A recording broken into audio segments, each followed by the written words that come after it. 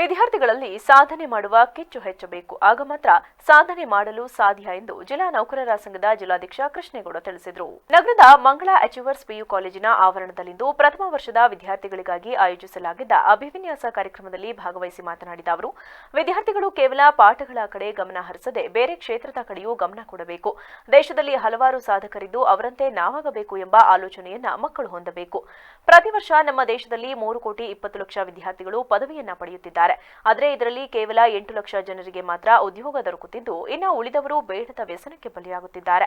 ಆದ್ದರಿಂದ ಇಂತಹ ವ್ಯಸನಗಳಿಂದ ಹೊರಬರಲು ಇತರೆ ಒಳ್ಳೆ ಅಂಶಗಳಿಗೆ ಗಮನ ಕೊಡಬೇಕೆಂದು ಸಲಹೆ ನೀಡಿದರು. ಪ್ರೈವೇಟ್ ಅಲ್ಲಿ 50-60 ಸಾವಿರ ಸಂಬಳ ತಗೋತಿದ್ರೆ ಪರ್ಸೆಂಟೇಜ್ ಇತ್ತು, ಗವರ್ನಮೆಂಟ್ ಕೆಲಸ ಸಿಕ್ತು. ಅಸಿಸ್ಟೆಂಟ್ ಇಂಜಿನಿಯರ್ ಆದೆ, ಅಸಿಸ್ಟೆಂಟ್ ಎಕ್ಸಿಕ್ಯೂಟಿವ್ ಇಂಜಿನಿಯರ್ ಆದೆ.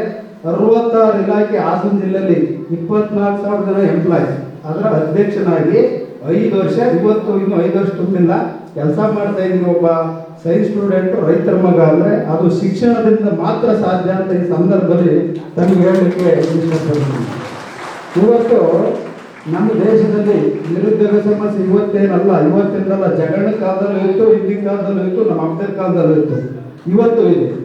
ಬಡತನ ದರಿದ್ರ ಅರಿಬೇಕು ಅಂದ್ರೆ ನಮ್ಮ ಅಪ್ಪ ಬರೀ ಬಡವಾದ, ರೈತ ಆದ, ನಾನು ಅದನ್ನೇ ಮಾಡಬೇಕು ಅಂದ್ರೆ ಅದು ನಮ್ಮ ತಪ್ಪು, ನಮ್ಮ ತಂದೆ ತಾಯಿ ತಪ್ಪಲ್ಲ. ಅವ್ರಿಗೆ ಎಷ್ಟು ಆಗುವ ಶಕ್ತಿ ನಮಗೆ ತುಂಬಿದ್ದಾರೆ.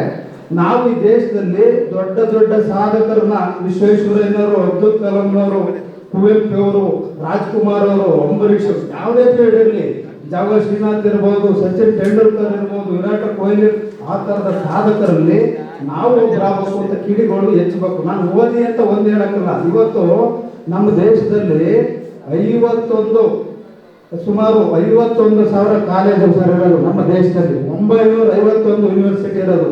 ಸುಮಾರು ವರ್ಷಕ್ಕೆ 3,20,00,000 ಜನ ಪ್ರತಿ ವರ್ಷ ವಿದ್ಯಾರ್ಥಿಗಳು ಪದವಿ ಪಡಿತಾವ್ರೆ. ನಮ್ಮ ದೇಶದಲ್ಲಿ 3,20,00,000 ಪ್ರತಿ ವರ್ಷ BA, B.Ed, BSc, LLB, MA, BCom, MBBS ಎಲ್ಲ ಸುಮಾರು ಡಿಗ್ರಿಗಳೆಲ್ಲನೂ ಮಾಡೋರು.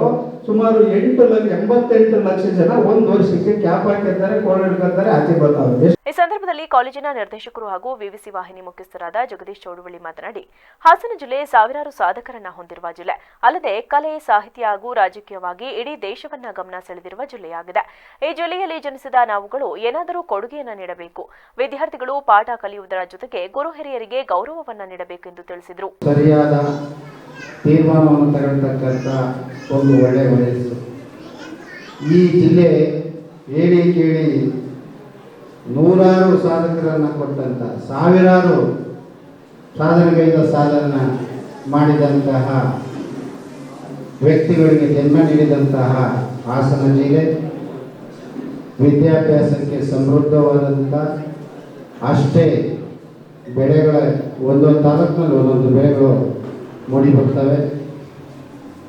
ಅಷ್ಟು ಸಮೃದ್ಧವಾದ ಜಿಲ್ಲೆಯಲ್ಲಿ ಕಲೆ, ಸಾಹಿತ್ಯ, ಸಾಂಸ್ಕೃತಿಕ ಮತ್ತು ರಾಜಕೀಯವಾಗಿ ಮೇಲ್ಪಂಕ್ತಿಯಲ್ಲಿ ರಾಜ್ಯದಲ್ಲಿ ಕಾಣಿಸುತ್ತದೆ.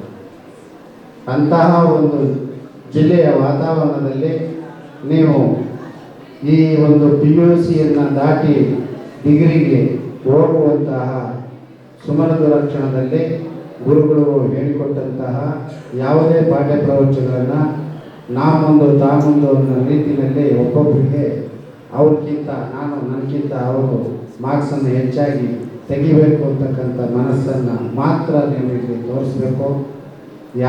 ಈ ಸಂದರ್ಭದಲ್ಲಿ ಕಾಲೇಜಿನ ಪ್ರಾಂಶುಪಾಲರಾದ ಜುಲ್ಫಿಕರ್, ಗುರುರಾಜ್, ಉಪಪ್ರಾಂಶುಪಾಲರಾದ ಪದ್ಮನಾಭ, ಇಮ್ತಿಯಾಜ್ ಪಾಷಾ, ಮಂಗಳ ನರ್ಸಿಂಗ್ ಕಾಲೇಜು ಪ್ರಾಂಶುಪಾಲರಾದ ಅಮಲ್ ವಿಜೋ ಸೇರಿದಂತೆ ಇನ್ನಿತರರು ಹಾಜರಿದ್ದರು.